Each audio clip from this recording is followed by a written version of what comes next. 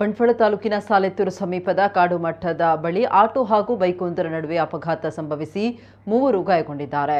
ಸಾಲೆತ್ತೂರಿನ auto ಚಾಲಕ Rafiq, bike ಸವಾರರಾದ ಕಡುಂಬು ನಿವಾಸಿ ಉಮರ್ ಮತ್ತು ರಾದುಕಟ್ಟೆ ನಿವಾಸಿ ಅಬೂಬಕರ್ ಅವರು ಗಾಯಗೊಂಡಿದ್ದಾರೆ.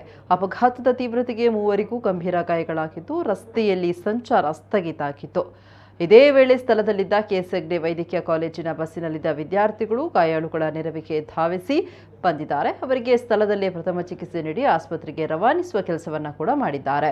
ಮೂವರು ಗಾಯಾಳುಗಳು ಕೂಡ ದೇರಳಕಟ್ಟೆಯ ಆಸ್ಪತ್ರೆಗೆ ದಾಖಲಾಗಿದ್ದು, ಓರ್ವನ ಸ್ಥಿತಿ ಗಂಭೀರವಾಗಿದೆ ಅಂತ ಮಾಹಿತಿ ಲಭಿಸಿದೆ.